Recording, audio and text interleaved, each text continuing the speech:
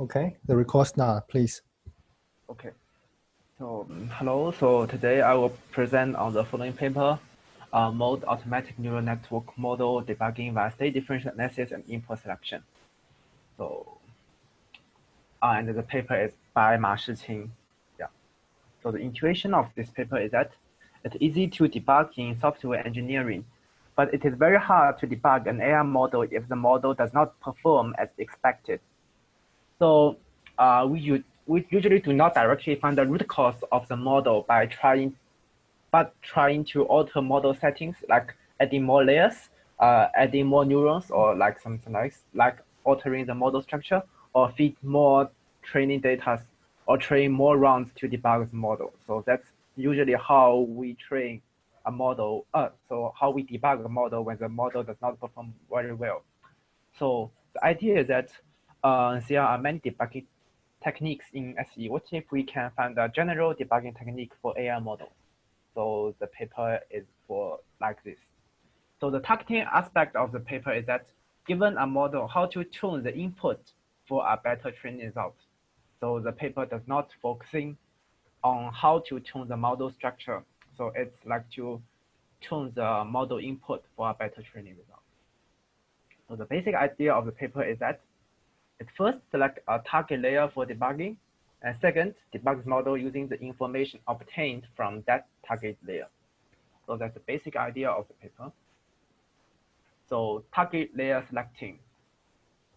So from the paper, it claims that selecting a layer that is too primitive or too abstract may lead to suboptimal results. That is reasonable because the feature in primitive layers, which means it's close to input layer, may be too general.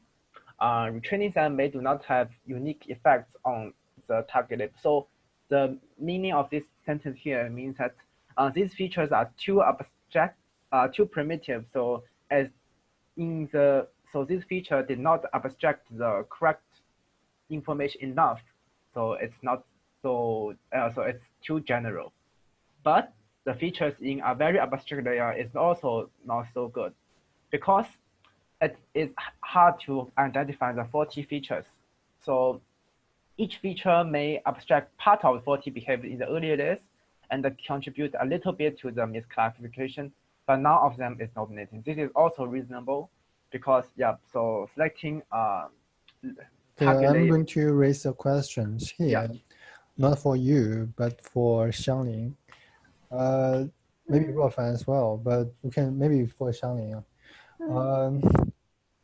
Why do you agree with Wang Chao's argument that why the primitive layers or the layers closer to input and the layers close to output should not be considered, which should not be selected? Do you agree with his points?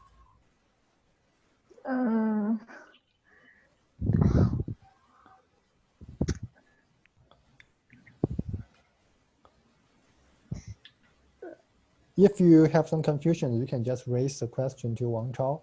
And I think Wang Chao will grasp his argument.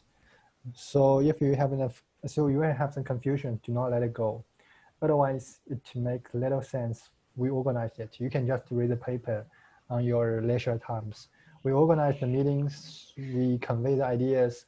Is that someone make contributions and someone take a ride so that we can get the grasp ideas in overall. So Xiangling, so let's back to the questions. Do you agree with that? We should not select the layers either closer to the input layer or closer to the output layers, and why? If you have any questions, if you do not have the answers, you can raise my questions. You can forward my question to Wang Chao. Can Wang Chao answer this question? Actually, I agree that we should not select features in the primitive layers, but actually I'm thinking that actually the features in a very abstract layer construct many, like more abstracted information. Actually, it's hard to say that it's difficult to identify the faulty features there, because although each features are given little importance, as long as the output give a huge difference, we can obtain such difference in that abstract layer. Yeah, that's my answer to it. I'm kind of lost. I kind of lost So lost I'm not sure how to organize it in English. But okay. So let me use my explanations. Hopefully, I can make it more convincing. So if we select the layers closer to the input layer, to the extreme case, we're selecting the input layer itself is the image, right? So the closer to the input, the less feature we can extract from the image. So in this case, that means there's so many detailed information in the first layer. For example, when the first do the convolution layers, we can only extract the line, how many lines there, and how many triangles there is, and those informations maybe even more low detail is more low level than how many lines such information. So if we start with those layers, these layers including too much noise. So that's why we not select them. And for the abstract layer, here I think it's not necessary to say it's abstract layer. It's a layer close to the output. So the closer to the output, the more biased to the final prediction decision, right?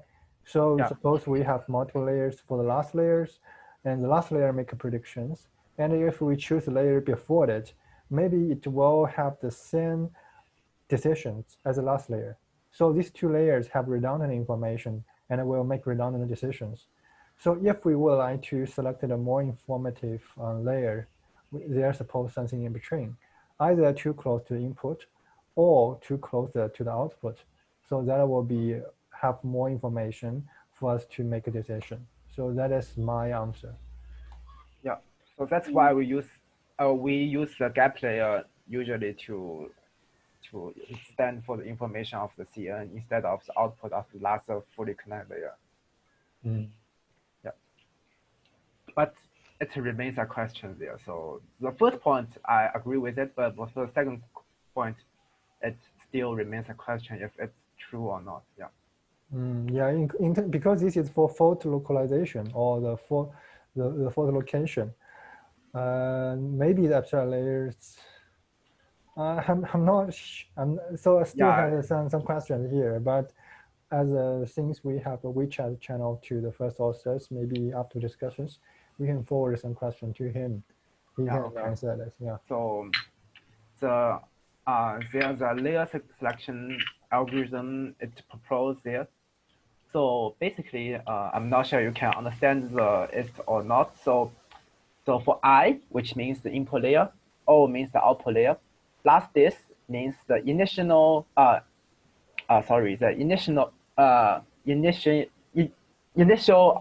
model output. So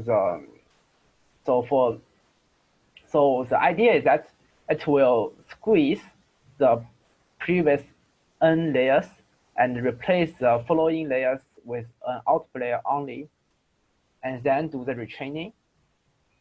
So when it retraining, will it fix the previous network?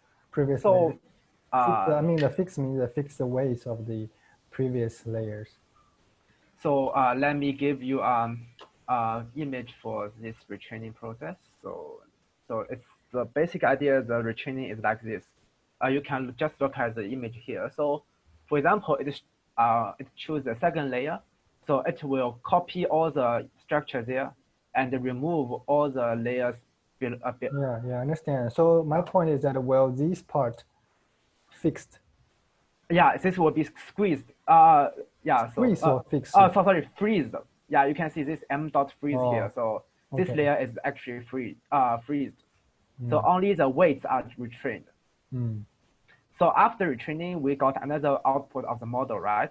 So it will compare this LDIS with first the model that is not retrained. So it will compare the distance like this distance here. I'm not sure how to pronounce it correctly, but it is a measurement of two probability distribution. So by measuring this distance, it will get a score. And if this score is smaller than this distance is about the the weight distance, right? So the last distance. So this distance is more about. I mean, the last distance is. Okay, so first we got the a test data distribution. set. It is the distribution of the overall data, right? The overall data set. It's the distribution of test data. This data is a test data. So this is the. So we got a model, right? First is original model. The second is a cutted model. It's something like this, right? Yes, I understand. And for test data, and it will go through both these models, and it will get an output. This is called this one, and the output of this is called this one. I understand. So well, my question is that this DS used to test it for this distribution? Yeah, it's the test data set. Okay, I see. Thanks. So it will measure the test. It will measure this distance of these two data sets, and if the score is smaller than smaller than the threshold, I believe it's not good. It's good enough, so it will return this data. Otherwise, it will do the iteration again. Yep. So that's the idea of from I towards O. So it will start with the input layer, right? Yeah. So from the input layer to yeah, because it more makes sense from the first several layers. Yeah. But my concern is that for mixed data set, the I could be the I itself can already reach this goal, so it may just return the input layer. Yeah, so that's how it sets the data. Yeah, so it's a question there. So I'm not sure how the author choose the data. Since the author does not provide any baselines, so maybe in the next few weeks you can just implement it to see how it goes. Actually, you can just wait for my presentation to continue. Okay. Yeah. Okay. So that's the algorithm. So layer selecting, and it's quite simple, I believe. So just freeze and retrain. Yeah. And train until a layer that satisfies his requirement alpha. And for this distance, so it's a measurement of similarity of two probability distributions, and the paper claims that this measurement is widely used. Haven't checked yet, and something like KL divergence, and the detailed two maths haven't investigated the detail of this distance. But the basic idea is to compare the results generated by the previous several layers only with the result generated by the original full model. And if this distance sync, these two results are similar, so it will just choose the first model. Yeah. So the idea is like this. So the information obtained from the target layer, it is by heat map and differential heat map. So that's an example the author provided. Wait. So the target layer is a layer you train. It is added layers, right? It's your added layer. This target layer means that's the layer you choose by the algorithm one. Okay, so this is the one we choose. But anyways, from this layer, there are a lot of ways connecting to the output, right? So correct. We have a lot of to output. So this layer actually includes those weights. Correct. Okay. So would you please provide more explanation on these three images? Okay, actually, I'm just showing an example here. I will talk about what is heat map and different heat map later. Yeah. So first, to understand heat map, usually heat map can be represented for two things. One is actually weight map, and the second is gradient map. So the paper says that we should compare the importance and the sensitivities of the heat map. So weight usually means the importance, and the gradient usually means sensitivity. So a higher sensitivity does not necessarily stand for a higher importance. So the paper here choose the weight to form the heat map. So it's the weight, but not the gradient. So that's what is different from. But the problem is that the gradients are calculated from the weights. Yeah, but yeah, just what you have mentioned before, a very small gradient does not stand for that the weight itself is small. Yeah. Okay. So how to generate the heat map? So still by retraining the model, use the retraining weight to stand the importance of the feature. Actually, it's the same idea with CAM. In CAM, it's retrained weights to measure the importance of the feature map. But here, it's retrained the model to measure the importance of the feature. So actually, the idea is the same. So it's just, so you can see is that, let me comment here. So like yeah, for so this label. still have the question is that how these weights can be reflected as the importance on the picture.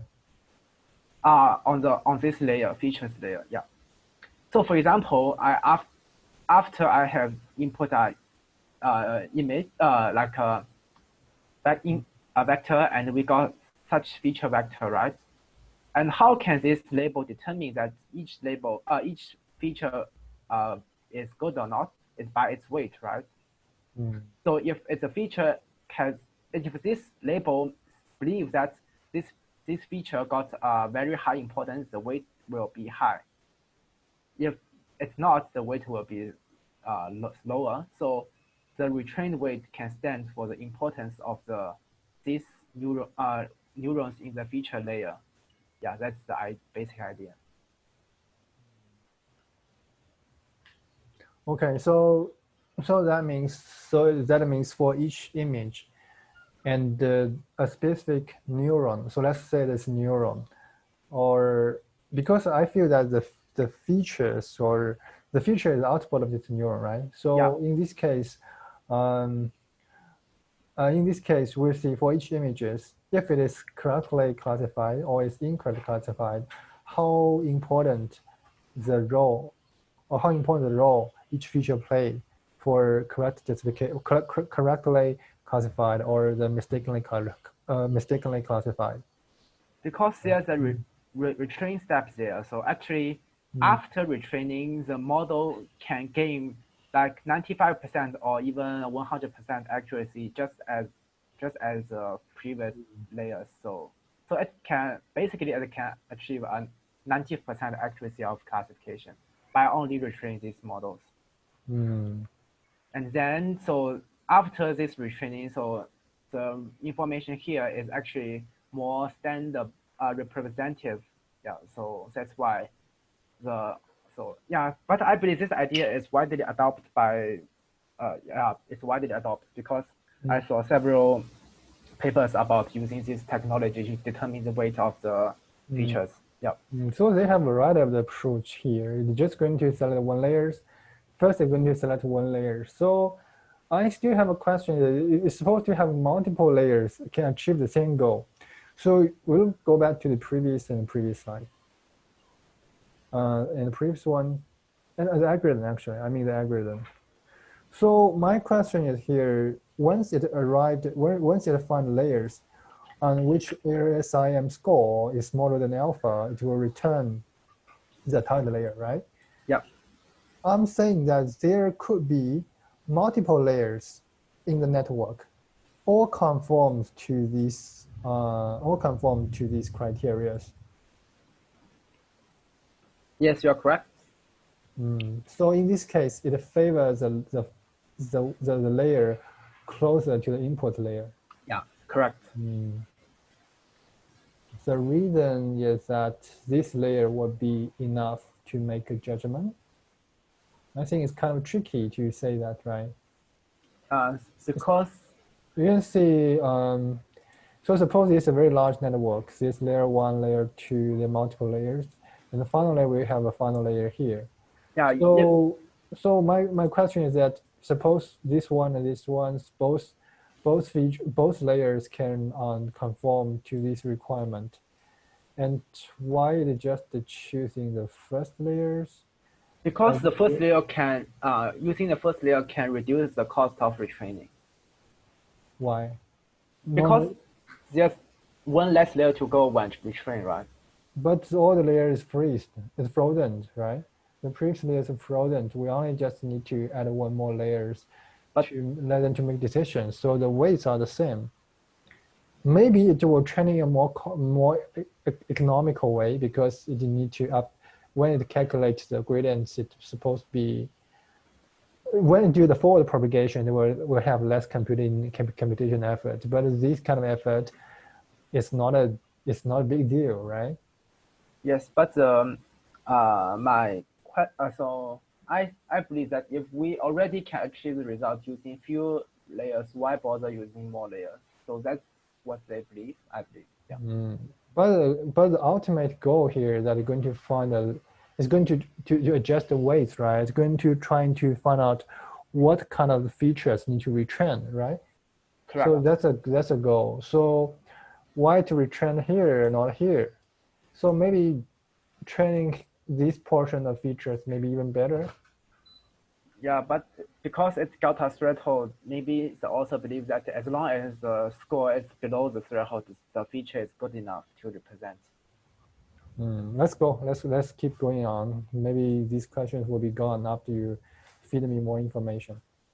Yeah. Okay. So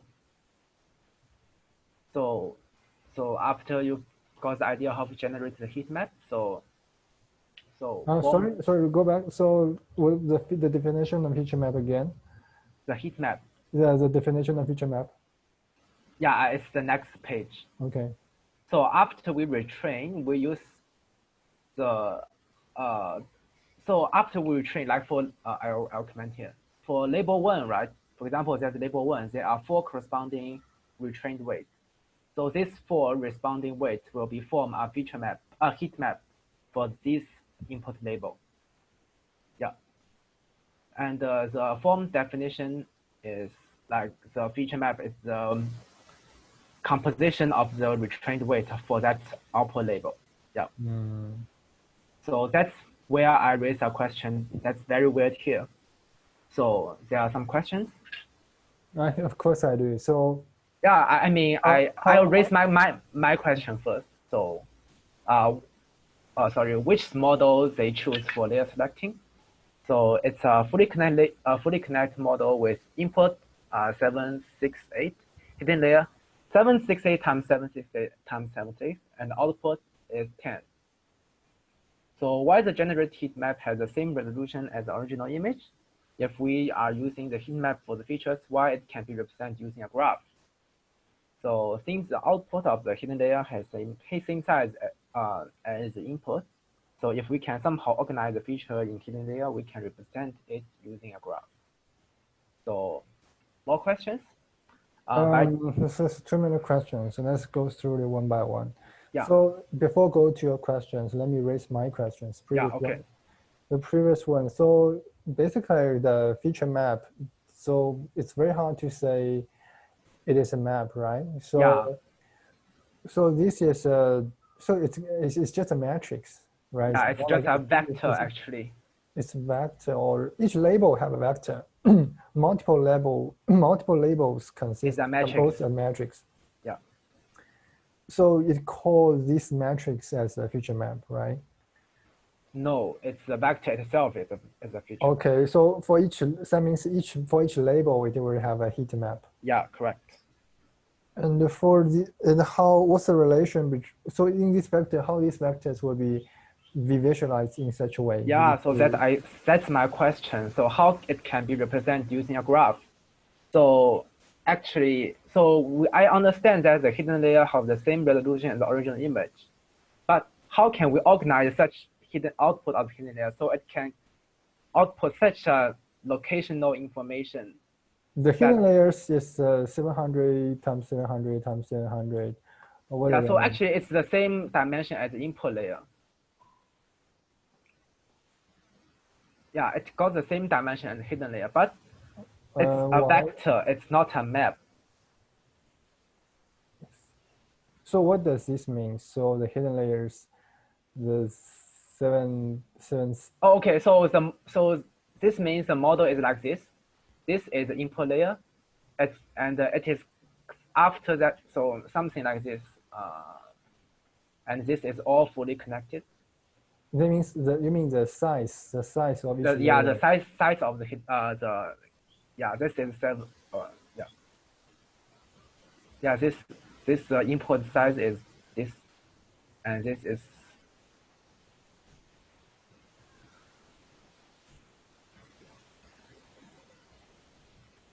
Yeah, that's the model. Do you got what the model stands for? So let's go to your questions. Why generated a heat map? So maybe we can skip this kind of question. So maybe it will be used for illustrations. So go back to the images. Well, let's go back to the images. I'm trying to illustrate it here. So suppose we have tile layers. So, and we always have the weights with the HLI, right? Yeah. So in this case, let's say let's say this is label 1. This label 1, and based on I feel that there somehow have a gradient here. So these images looks very much like a cam, right? Or the grade cam, or grade cam plus. Yeah. Looks very like such approach. So basically we will have, we can do the gradient, we can do the gradients or do the gradients descendants back to each pixel, right? So because the weights suppose like it is, suppose the label I have 10 vectors, and each vectors can have a performance gradients on each pixel, right? Yeah. So so we can know that for each pixel, so it is using the blue and the blue and the red. So when it was going to, suppose there's a, and finally each pixel will have a gradient or have a gradient corresponding to this label 1. Right? So let me think. Yeah, but it's contradicting to his definition of heat map. Let me think about it. So anyway, so here are the connections, and these connections suppose is 1, and they have a lot of the weights here, Yeah. and each weights do the backpropagation and it can link back to the pixels. So I don't think. Anyway, the definition of heat map is incorrect or not so correct here. Or it's used the input layer directly. I think it's just for illustration. It's more like this is for illustration. Yeah, but or it can use the input layer directly, or so it does not use any hidden layer. So why is it's not using hidden layer? I will explain later. Okay. So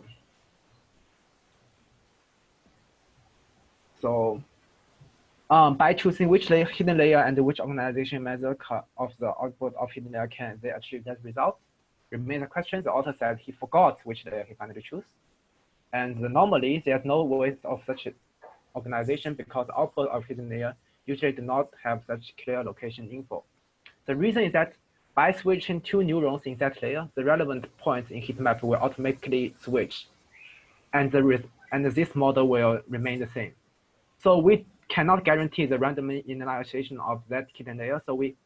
So as long as the hidden layer, the initialize of the hidden layer change, the points will change. So we cannot have such organization to organize them like this. Yeah, that's my reason. Let me see, by choosing the hidden layers and which organization method output. So what do you mean by the organization method? So as you can see, and by the definition, the feature map is actually a vector. Yes. But what they give is a map. So how can we map each vector into this map? Can they achieve that something like what they shows in the paper? So there must be a way of organization. Yeah. But what I argue that there's no such organization if they choose some hidden layer, because for the hidden layer, the generation of hidden layer is by random initialization, and if the 2 of the random initialization change before the training and after training, the 2 neurons, it just means that the 2 neurons are switched in that layer. But the model actually are the same. Using the same organization method, these 2 points will actually change. So there's no fixed organization that can achieve that result. I think in the first layer, it is just trying to flatten the input image so you can trace. Yeah, but it's an input layer, right? I mean, no output of hidden layer. Oh. Or they use a stack of CNN layers before. It's not a stack of CNN. It's I have mentioned in my previous slides, the layer is just a fully connected layer. It's not a CNN. Okay.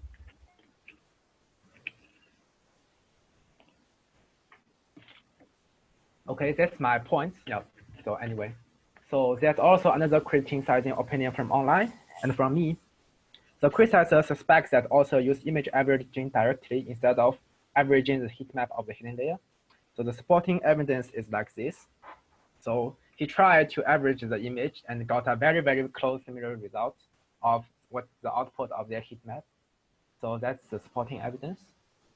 So if they choose the input layer directly and connect to an output layer, that may achieve the same result or may not. Yeah. So that's what we need to try. Yeah. But if it's a coincidence, it is something worth to investigate or prove because the results are too similar. But I haven't got the source code from the author of that paper, and we'll try to reproduce the result next week after discussing with Liu Ying for further details. But anyway, let's go back for the idea of the go back to the presentation of the idea of that paper. So recap is that how they generate this heat map. So it's by retrain the model and use the retrained weight to stand for the importance of the feature. So the usage of heat map is like this. So it first defines 3 sets of data sets for each label and it generates a heat map or a set of heat map for each data set by retraining the model. So there are 3 kinds of data sets they define in their paper. First, there are 3 set data sets of one particular label, L. So for each label, they will define 3 data sets. The first data set for label L is that all images that is L and successfully classed as L. So it will generate a heat map for L. It's called HCIL. The second data set is all images that is L and is classified as others K. So here it will generate 10 heat map, and the name of each heat map is called HWILK. And the third data set is all images that is not L and is classified as L. The name of this data is called HMIL. Yeah, I hope you can recall this, but we can go back to here when I go next. And it will define a differential heat map according to the bug type, overfitting or underfitting. So for underfitting, the differential heat map is defined as HMIL minus HCIL. So HMIL means all images that is not L that is classified as L. HCIL is just the all image L that is classified as L. No, the N means miss, right? Yeah, it should be mistake or something like mistake. It's mistake or miss. We all maybe miss. Yeah, I'm not sure, but it's M. So I believe this W is maybe stands for wrong or something. So you're talking about L for all the image. So actually it's defining 3. W means that the L is mistakenly classified as the others, and the M means that the other images that is not L but is classified as L. So I just feel that the second one is more like miss, right? So we miss prediction and L. But it's just its naming convention. It's not give a full name. So and for the second one is like just using that means the false negative. Right, it's false negative, so we miss something. And the third one is false positive. So it is not one. So it's more like the HCI is correct, and HWI is false negative, and the HMI is false positive. Yeah, and false negative means the underfitting, and a false positive means overfitting. Yep. Okay. So for the underfitting, so it's use HMI minus HCI for all features. For all features L. This I here actually stands for one feature neuron. So recall that the feature neuron is actually a vector.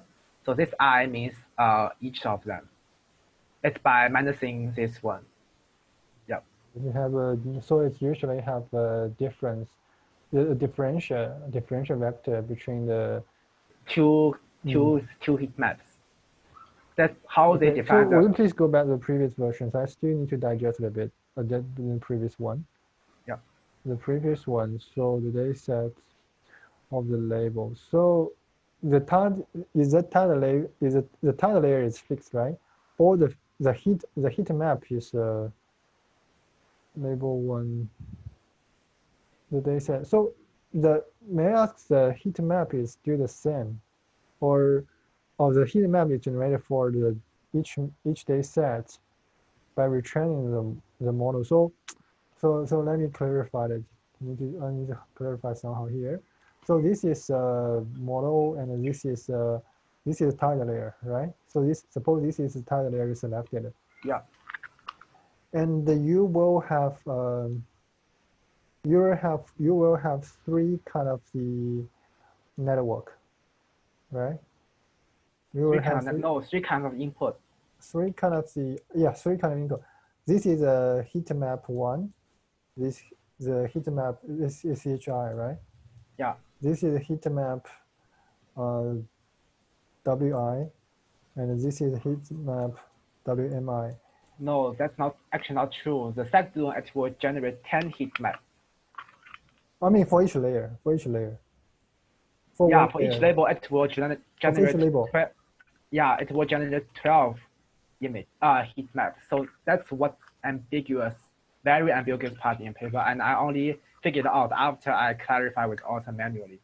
So it's very unclear about this. So actually, it will generate 12. So for the first class and the third class, it will only generate the label for the label L.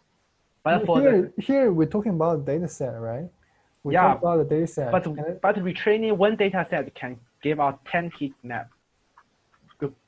Yes, but this data set is actually classified based on one label, right? Each label will have three data sets, and for this data, sometimes and also if the model is very good, it will take maybe 99% of the data, and this data will actually take maybe 0.5, and this will take false positive this 0.5. Zero has disproportional. Zero has disproportional data set, and so 0.5 means that it has maybe about 50 images. Correct. Right. And yes. For 50 images, you would like to train the heat map based on only 50 or even 5 images. Yeah, so that's my question. Yeah, so that's very, very weird here, but that's what they say in the paper. So it says that it will train 3 data sets for each particular label.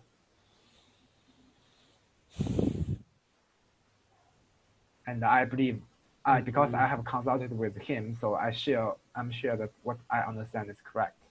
Okay, so when we have a differentiations between the, okay, please go on.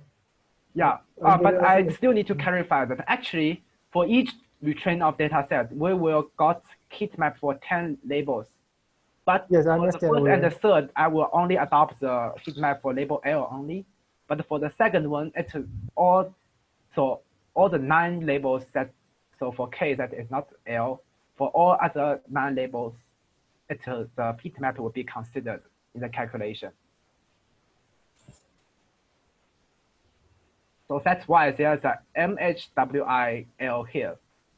So this MHWIL stands for the max of this HWILK. So among these 9 heat map, it will choose the max value at that feature I. So that's why it generates 9 heat maps there. Do you got what I mean? I didn't got what I mean. So here's a. So there's a max operation here.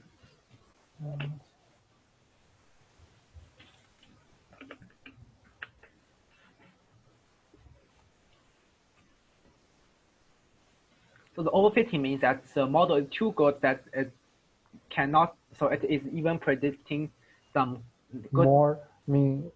Overfitting means it will predict more labels, more required labels, and underfitting means that it's mispredicting some labels. Yeah. You can keep going on. I think you can keep going on. Yeah, so, okay, so the usage of differential feed map is quite simple. It's by input selection.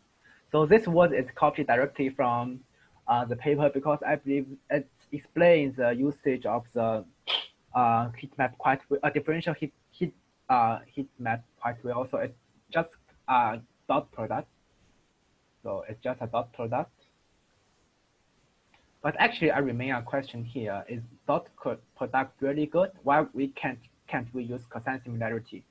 Because dot product does not counter for the length of the feature, but cosine similarity do. So it says that the differential heat map is a vector pointing to the most effective direction to fix bug. So since it says it's a vector to the direction, so you can see direction here. So actually, I believe cosine similarity is better used here. Yeah. So anyway, the usage of differential heat map is to criticize, so is to give a score for the input, and this input means how this input can fix the fixed model in that correct direction. Yeah, and by feeding the model with the selected and random samples together, they can achieve a higher performance gain.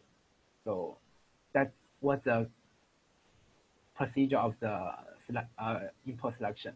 So basically, for the after they retrain, they will try to select some specific inputs to enhance the model by feeding this model with this input. But it's not only feed the model with such select input, but also with together with some random samples.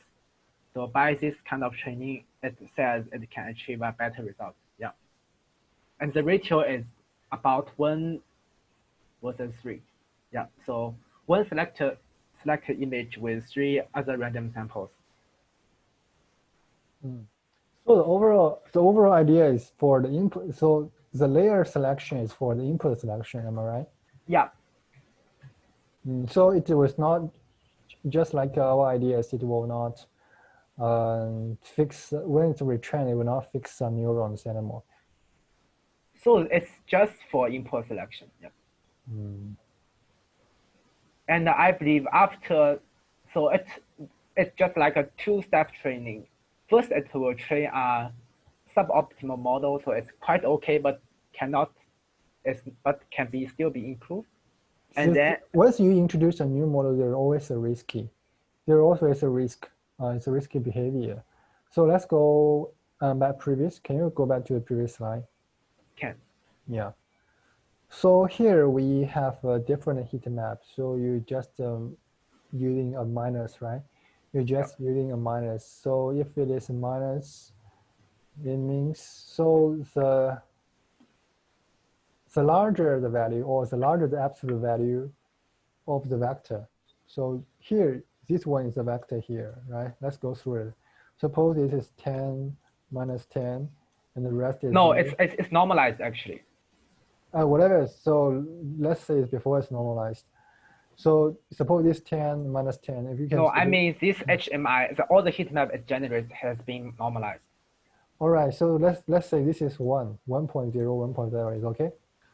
It's 0 point something, 0 point because normalized heat map cannot be bigger than 1. Yeah. I mean the difference will definitely can be a -1, right? Yeah, can. So -5. Suppose this 0 point minus 5, and so this is the result, right? Yeah. And this result will actually guide. How can this vector guide the input selection? Would you please be more specific? So, for example, this is the original input. Let me see. This is this one, like this a vector in hyperspace, and this another vector here. And by minusing them, it's actually a vector from here, right? So if it is correct, correcting the false. Let me see.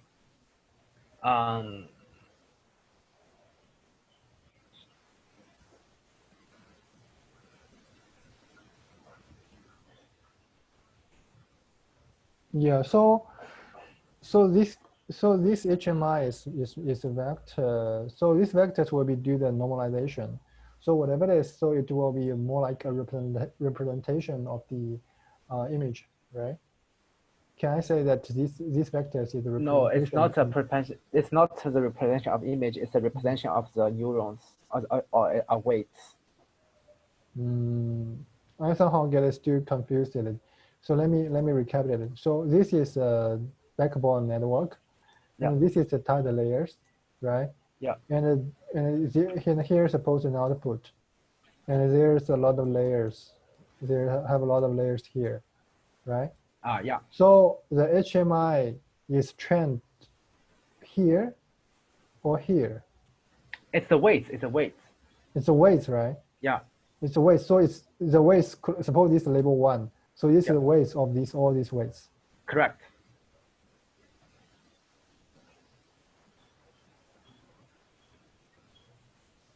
So maybe I'm missing some important information here. So for it means that it want to enhance the it want to enhance the features that is not common in both tools, but want to enhance the feature that is only in HCI instead of HMI. Yeah.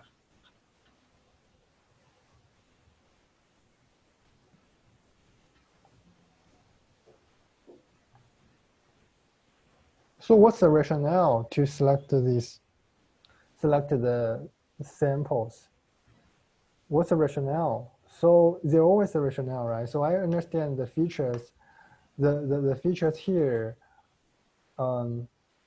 So maybe I can use the graph to help explain. So this is a differential heat map. The green stands for the positive, or I'm not sure. You mean the blue, right? Yeah, but the blue means the positive, perhaps. Let's say it's a positive, and this is negative, and we can try to dot this image with this image. We can see. So the idea of this one is that it wants the model to focus more on the blue part instead of the the red part. So the idea of this differential heat map is to select the input based on how I want this model to recognize. So by these two products, we can find that this one is actually fall into the red area. This one also fell into the red area, and this one also fell into the red area. So by selection, it will give a low score because this circled area here, this one is also the same. But for these two, they are all fall into the blue area. So it will say that it's a good score because it's what the author wants the model to enhance. Yeah. But the problem is that we want so you mean the bad example is that the bad example means the model does not have a good predictions on those examples. Okay, so it's for underfittings, right? So first we need to clarify it's for underfitting. Yes, underfitting. Underfitting means that the correct one is not well predicted. So that's underfitting, right? Yeah. Yeah, so in your explanations, so we supposed to feed more bad examples into the model. No, feed more good examples, more good examples. So if we feed more good examples, why it will help for the model let recognize those bad examples? Intuitively, if there's a bad example, we need to feed more bad example into the model so that it will be recognized, right? So that's the intuition.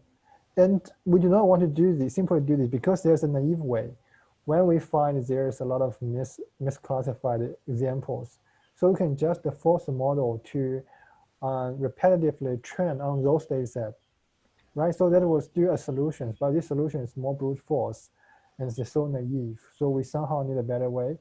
And the problem of this approach that it is not, as we explained, their approach does not frozen or it does not freeze any weights.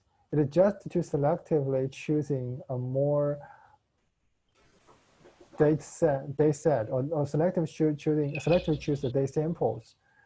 And what make a difference if we just feed the model with the bad examples? And just as he did, we also accompany those bad examples with 3 times of the random samples and feed in the models. That's still fine. And why bother it? We invented so complicated approach So S was to increase the effective training samples among the data set. So how do you define effective? So that's how they did. It's not I am defining, but the author is defining. So what is the rationale of it being effective? So it's how they define the effective is by this dot product. Yeah. So this VS is a sample, right? VS is the feature of this selected layer of the original model, output of this feature model, like the model before the target layer.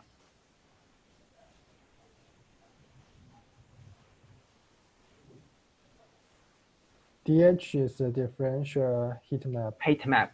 Is a differential heat map. So when it has the dot products,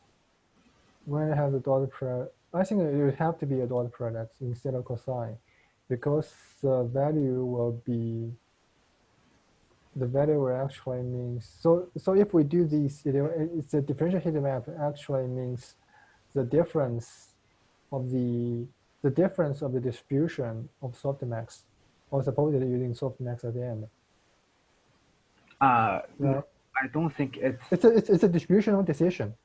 So consider the final layer is 1, 2, 3, 2, 9, right? Yeah. So when we are doing the final decisions, we could be, let me clear. No, it doesn't go through that layer actually. It only goes through the differential heat map. I understand that, but the differential heat map is the way it's connecting to the final decision. Am I right? Yeah, correct. So suppose this represents 1, 2, 3. Suppose we have only 3 digits, and this is 0.5, and this is 0.2, and this is 0.1, right? So we can be this one. So this is maybe this is a correct heat map, and there's other. This is a prediction, but giving different heat map, it will result into different prediction, right? Given different heat map, it will allow us to have different prediction. Suppose this is a heat map correct, and if we connect to the feature map, because this is the final layer of the feature map, right? Yeah. Sorry, this is the final feature. There's a not feature map. Yeah. And if the feature map connected to this heat map, it will result into different feature vector, different decision. Decision vector, correct. Let's call this decision vector dv, and this is dvc, and this is dv. Let's say this underfitting that's dvu, right? Okay. So the dh is actually means this dh equals hc minus hu. Am I right? So if we plus this, that means vs times dh mean vs times hc minus vs times hu. Correct. And it equals dvc minus dvu. Correct. Right. So overall, this RS is a way. So it's going to tune maximize the RSL, right? Yeah. So it's going to choose. So somehow it means that it's going to choosing the examples which has which have the largest information difference of the correct samples. Yeah. from the wrong sample. So, based on your understanding, can you implement the approach now? Yeah, but I don't think I need to do this because of what I have mentioned. Because I strongly believe that no output of any hidden layer can generate such result. It's fine, even if their result is very poor, but we still need to yeah, because I cannot find any way to organize a vector into a graph. No need to be a graph. I think there's no need to have a graph. As long as we can have these DHC and DHU, we can select the input, right? We can select the input. As long as we can select the input, we can do the retraining, right? Correct. I can reproduce the process. Yeah. The point, I think from my understanding, the picture they're using in the paper, cannot be correspond to what is calculated or what they describe here. The paper's pictures is just illustrative. Or do you want to understand or elaborate it more? But anyway, the underlying stuff we do not to go into the images or do the example images. We can just implement what they say to have a check of whether they can have a good performance. So if maybe I will look into the details more, but if it's just for the input selections, I think the work is more kind of tricky because it's just you're going to select the inputs. And compared to our approach, we are looking into the input enhancement, right? We have, the learning rate enhancement. So we look into a different perspective. So we need to compare with them. If their result is not that good, we can contact them and ask them the reasons. And yeah, if appropriate, I don't mind if we can invite them a course. But whatever it is, let's implement their approach as a baseline, and we implement ours. We can make comparison. So yeah, I can try to reproduce it. Yeah, but yeah, okay, but it's to reproduce the whole process because I do not know the settings of the bit, like how they choose the validation and tests and how many pictures they to do with the first one, and yeah, so yeah, before I think it's fairly clear. I mean, yeah, I need to discuss with information details with you. Yeah, sometimes. Yeah. Okay, so let me know if I have a different... Yeah, I know the process, but try to reproduce is not enough. Only knowing its settings. Yeah. We can use different data set. We can just use different data means, C10, etc. We can have a check on that. Okay, so finally, that I think the one more over here. So it says that it's used scan to help generating candidate input if lacking validation set. Yeah, that's when they. So it's used scan to generate some candidate to input. Yeah. So last is Q&A section. I think you have raised your question early. So from other students, you got some questions.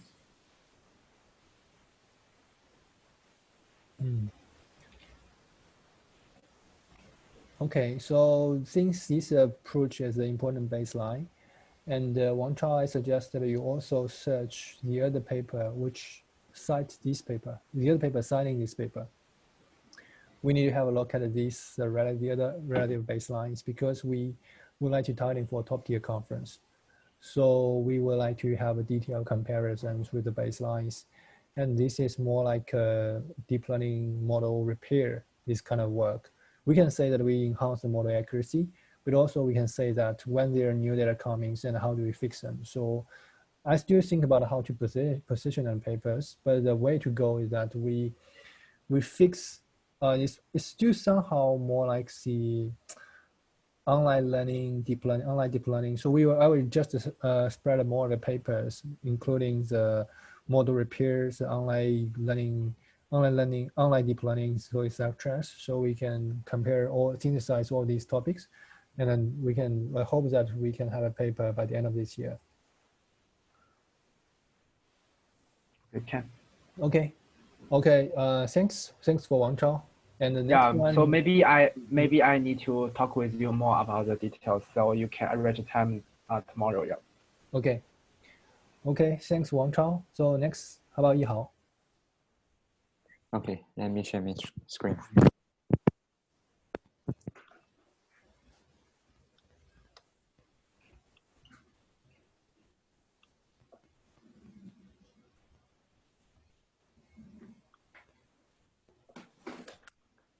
Can you see my screen now? Yeah. Okay, so my topic is OpenAI's GPT-3 language model, and I will be talking about its technical details and potential applications. So I think, I guess if you are following the latest update from the NLP community, you must have heard of this GPT-3 model. It is released this year, and it has made a very big influence and impact on the NLP community. Someone called it as a baby Skynet, and other people regard it as the first version of general artificial intelligence. So let's take a glimpse at this model. So in the paper, there are 31 authors, and the paper is 72 pages long. The model itself has 175 billion parameters. This is extremely huge. If you load the model, it will take you 700 gigabytes of storage. And as a comparison, you can see that GPT-2 only has 1.5 billion parameters. And before the GPT-3, the world's largest neural networks model is called Turing NLG model, and it has 17 billion parameters. So GPT-3 is roughly 10 times the number of parameters of the second largest model. And we can also see that as a human being, we only have 86 to 100 billion neurons in the brain. So the parameters of GPT-3 is even more than the number of neurons in human beings' brain. And the model is trained on 45 TB text dataset. And as a comparison, GPT-2 only trained on 40G. And we can realize that 40 TB of text, only text data is very, very huge because it only contains text. And the last point, the model is trained, it costs $12 million to train once. And it will take 355 GPU years to train this model. And the method Microsoft or OpenAI train this model is use a cluster which has a large number of GPU. So just now we know GPT-3 is a very large model, and this presentation will has two parts. The first part is about its technical details. So what is the language model? I will introduce what is the language model and the building blocks of GPT-3 and its architecture and training methods. And then the second part is the model's results and its potential applications. So what is a language model? A language model is basically a machine learning model that is able to look at part of a sentence and predict the next word. So one example in our daily life is our smartphone's keyboard app.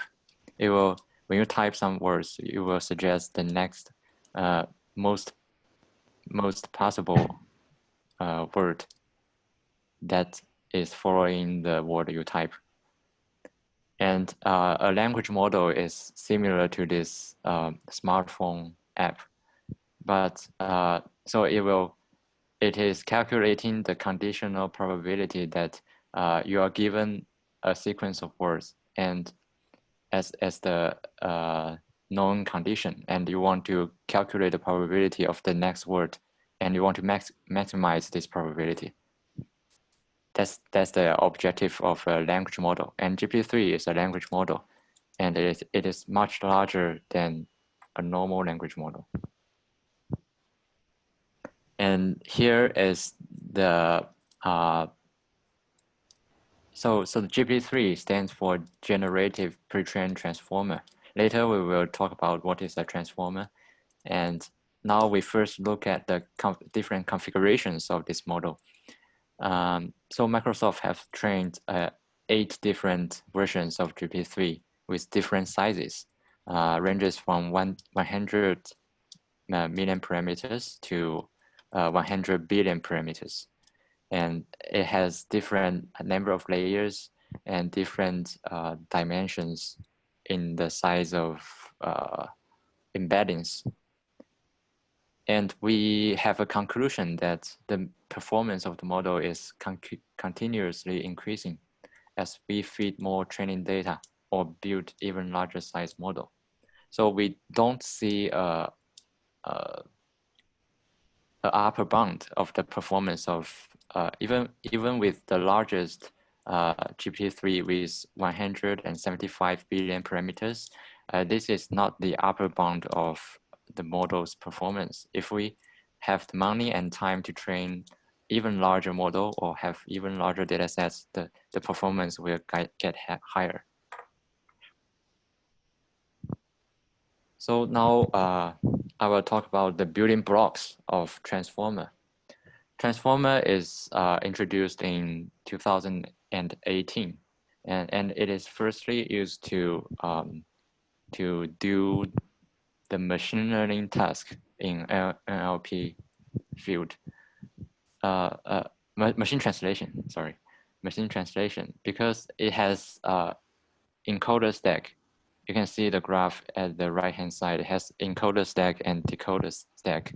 So the source language is the input to the encoder stack, and the encoder will encode the source language, and it will pass the embedding to the decoder, and decoder will decode the embedding of the last layer of encoder, and then produce the destination language. So this is is mainly used for machine translation, but later there are many other researchers found that transformer, the part of the structure of transformer is also can be used to do many other NLP tasks.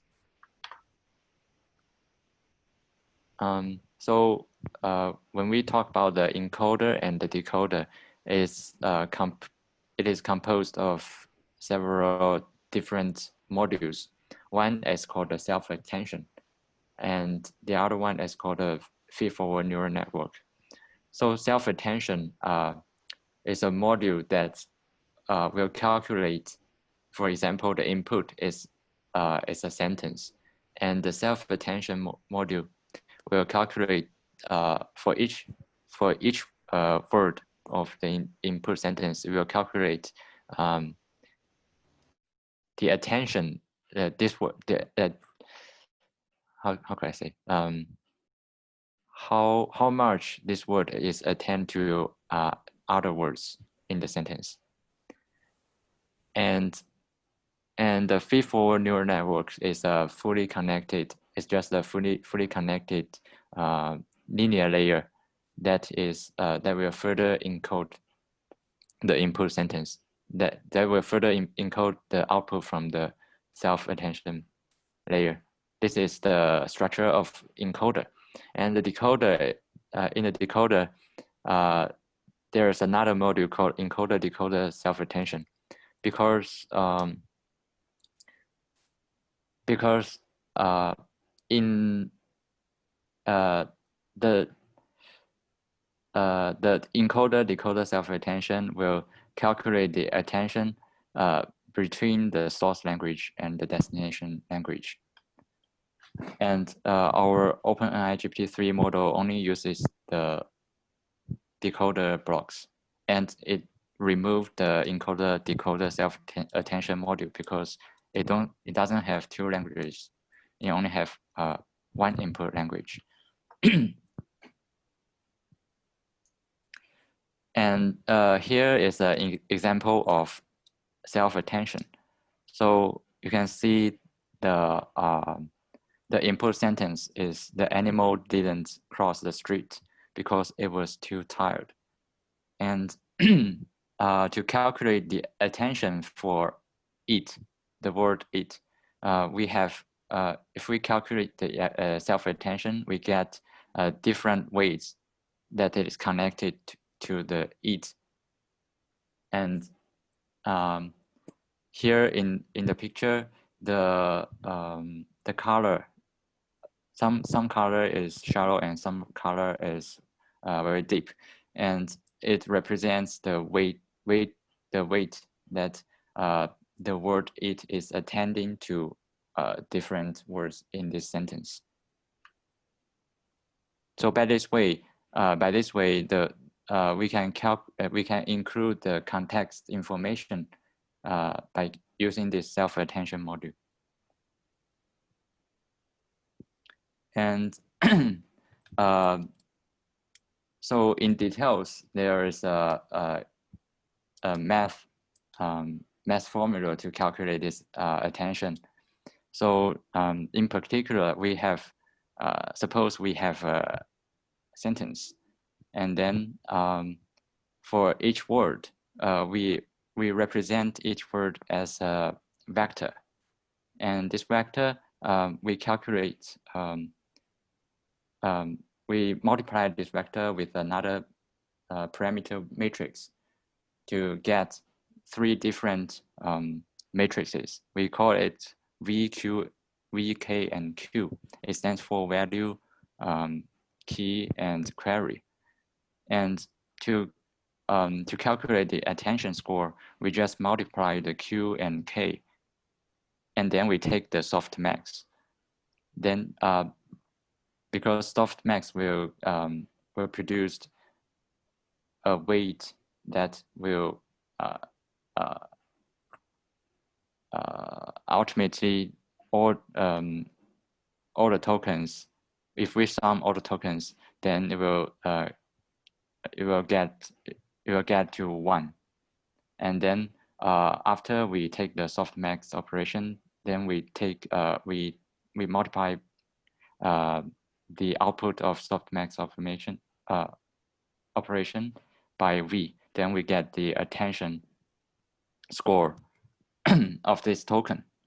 And the multi-head attention is just divide the input sentence, because we have the input token is represented by a vector, and this vector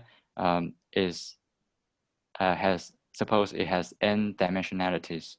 Then the multi-head attention operation is to divide this n by the number of head. For example, if the number of head is 8 and the length of the vector is 728, then we divide 728 by 8, then we get 64. So each head has 64 dimensions, and we do the attention. We calculate the attention scores for all 8 head, and then finally we concatenate the 8 head together to produce the output. So this is the operation of multi-head self-attention.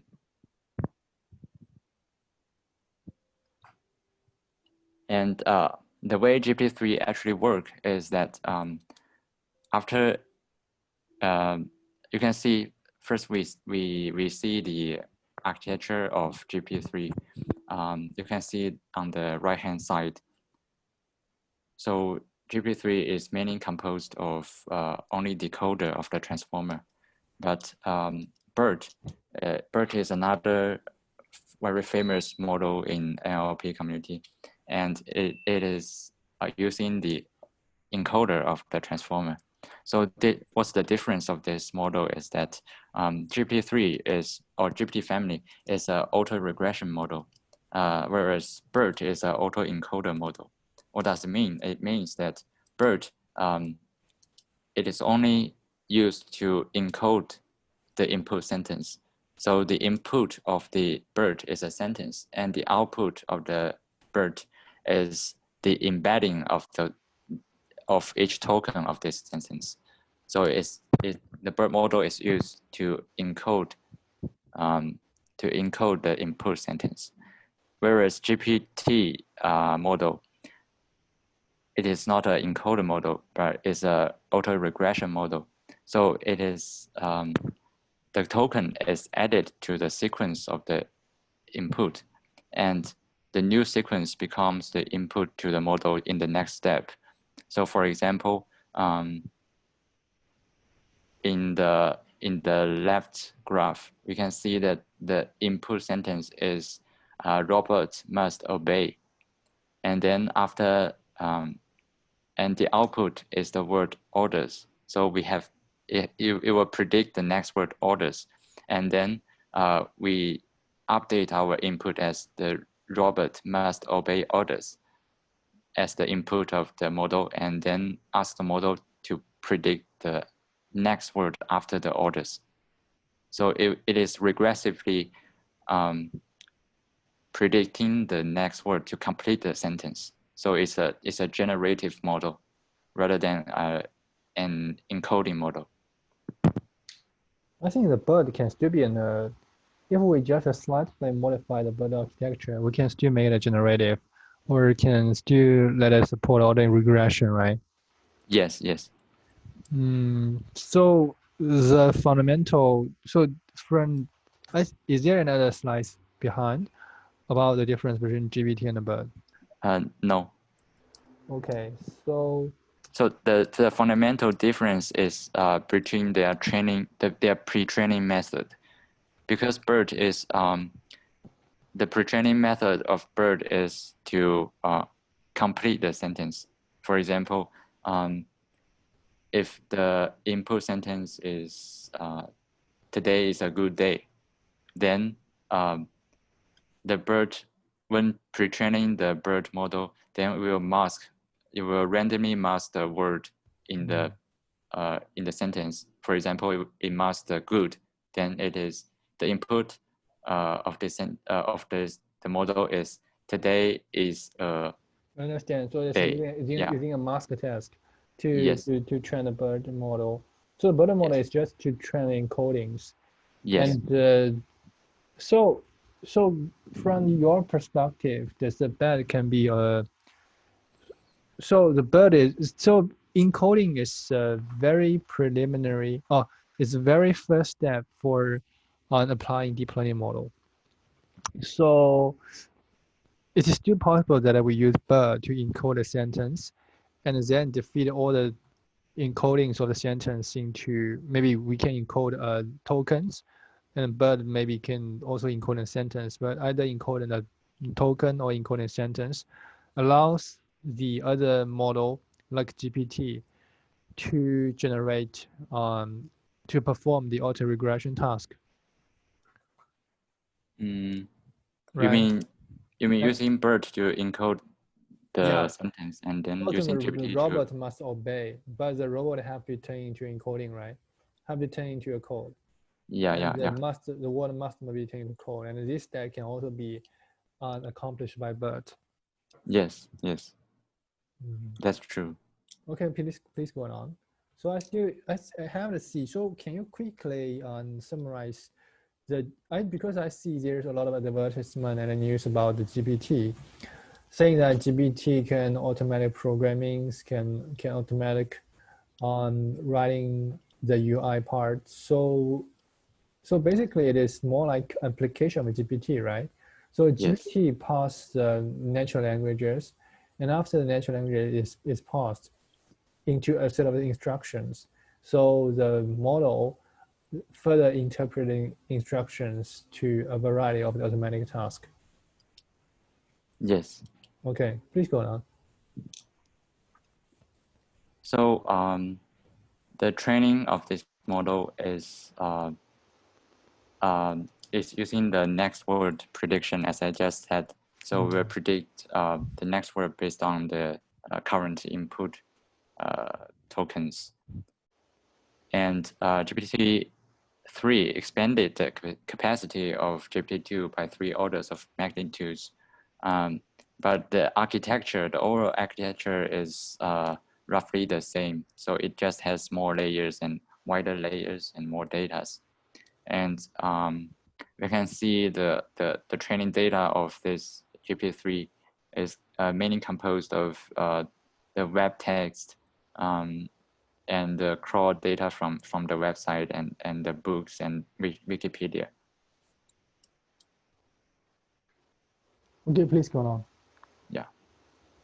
And the main progression of GPT-3 over GPT-2 is that it has showed a few short.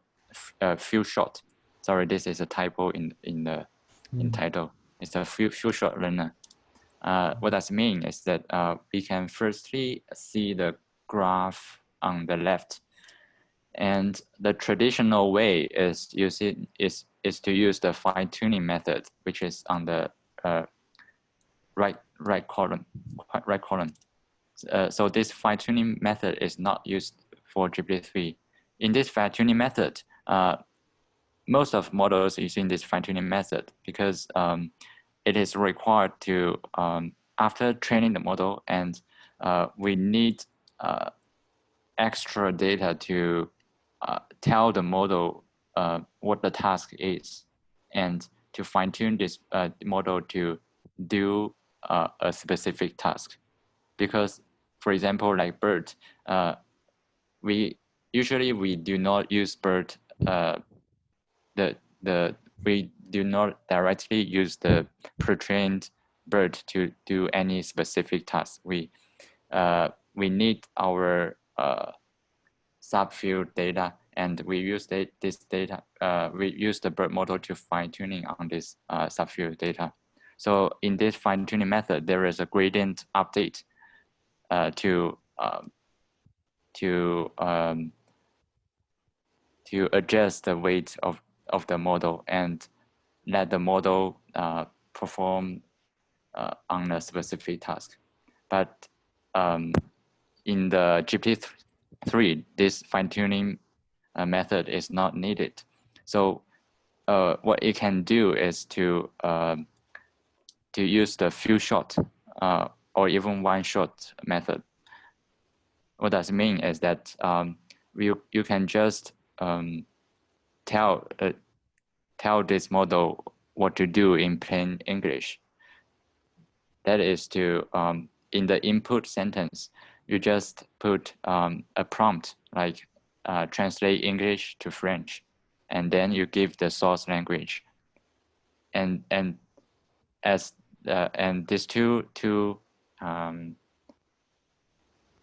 these two sentence is the input of the model, and the model will automatically output the target language, the translated language. This is called the zero-shot method. And one shot is to give one example of how to translate language. And the few shot is to give multiple examples. So you can see on the right graph, when the number of parameters is 175 billion, then the accuracy can, for few shot method, the accuracy can reach over 60. Whereas when the number of parameters is low, the accuracy is very low. So this is accuracy for task of the translation? Yes. Translation accuracy. Okay, please go on. Okay, so now we goes into, I will introduce some applications of GPT-3. The first first one is the news generation. So given the title and the subtitle as the input, the GPT-3 can generate a very good news articles that even human beings cannot distinguish whether this is written by machine or this is written by human. And another one is the sentence making. So especially using the self-defined words. For example, the first one, giga muru, is our self-defined word, and we define it as a Japanese musical instrument, and tell the model that to make a sentence using this new word, and the model is able to produce a sentence with the right context. And the second one is another example using a new self-defined verb.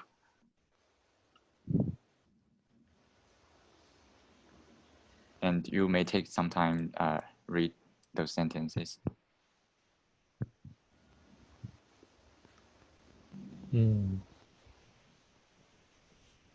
Okay, please go on. Okay, so another one is another application is grammar error correction. So we input some sentence with poor grammar, and it is able to produce the English output with good grammar. So the GPT-3 is more like a comprehensive collection of the natural language model tasks, right? Yes. So and it is able to do those NLP tasks with few shot method. So we do not need to fine tune the model. Already. As far as I understand, the few shot is more like a generalization, right? It's more like to generalize. You're giving a few examples, you're going to generalize. And for zero shot, it means that the task is specific. So you get the input, it will automatically give you the output. So this task means that it's very much defined. But for one shot, as far as I understand, it is more like so giving an example that is giving English. You translate English to French, you're just giving him one examples. So if that means one shot is better than a few shots, that means the model is smarter. If he is able to have one shot prediction, then you have few shot prediction. Yeah. And zero shot is even better because it doesn't need the example. But zero shot must be pre-trained. The model must be fixed. But a one shot and a few shots, the model can generalize to understand what it really means. Yeah. Okay, please go on. So there are some other applications developed by researchers outside the OpenAI. One is to translate English to LaTeX. So giving the plain English to describe the formula you want, the GPT-3 can output the LaTeX code. And so another one. It is application, right? So that means it's application based on GPT-3. Yes. So the GPT basically provided the facilitation of the encoding, like BERT. No, I don't think so. So you can see if we translate English to LaTeX, that's application based on GPT-3. So what GPT-3 provides if we would like to develop an application? So what GPT-3 provides? I think it is providing the API interface. So what is the input and what is the output of the API? I don't know. So I anyway, didn't so get we the access. so the GPT-3 must provide a facility so that it do not need to start from scratch, right? So if we want to do the translations, so for the LaTeX, if we want to translate from LaTeX, we must, as far as I understand, we must collect the corpus, the training corpus, right? So here, I guess the GPT will not provide the corpus anymore because, so as far as I understand, the GPT, all what GPT can provide is just an encoding. It's more just like a bird. You need to train a bird, you have pre-trained model.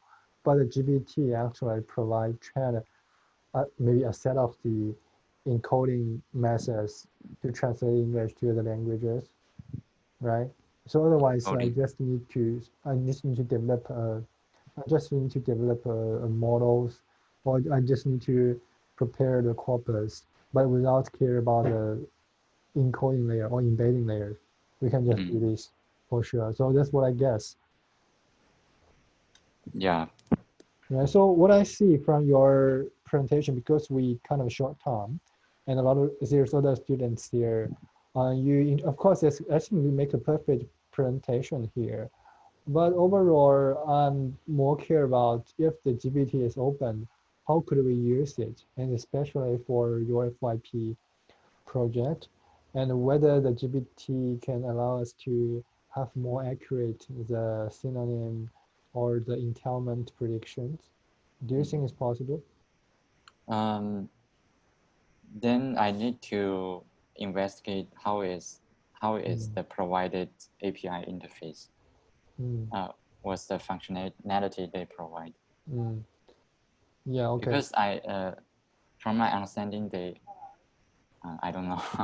Okay, so here, so basically, you prepare delicate slides that will be very good, and the more, what I care more is that whether we can, how could we use it, and how could we use it, and then how it can facilitate our research or the daily work. So that is more about our interest. If you know that you can just share, but I think I didn't find it in your presentation, so that's why I asked.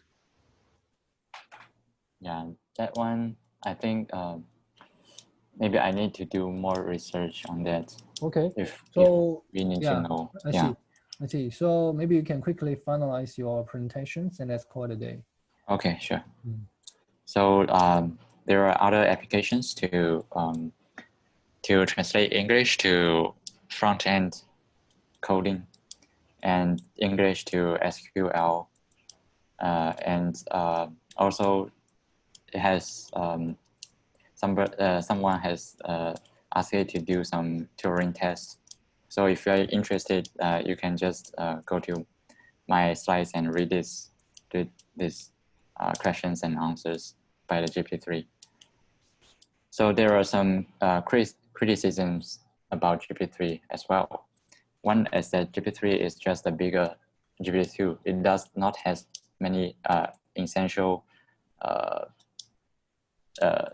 improvements over, especially on the architecture and structures of the model. So it just training with larger data and has larger number of parameters. And another one is GPT-3 also fails on many cases, like wrong questions and long logical questions, etc.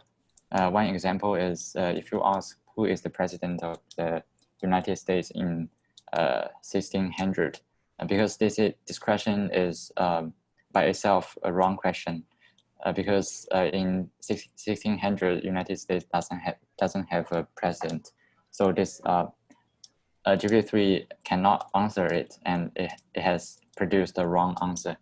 But if it is answered by human beings, it will say that this question is wrong. So there are many other errors or criticisms about the GPT-3, and it has a long way to go. And I will end this presentation by a sentence made by Geoffrey Hinton. He is the father of neural networks. extrapolating the spectacular performance of GP3 into the future suggests that the answer to life and the universe and everything is just 4.398 trillion parameters. Okay, that's all. Okay. Thanks, Yihao. So yes, maybe we can explore we will actually arrange the talks about the new stuff. And for GPT-3, I think Yihao make good presentations. But it would be better if Yihao, you can think about how to deploy or apply the GPT-3 in the research. That would be fine. And that would be I actually applied for access to the API of GPT-3, but there's no response. Okay, sure. Let me know if there has any reply. Sure. Okay, I think it has already on 5 p.m. now, and I think you will be tired. If you have any questions, you can drop in the messages to Wang Chao and Yihao, even in our group chat. Now let's call it a day, and thank everyone to attending the meeting. Okay, thank you. Bye.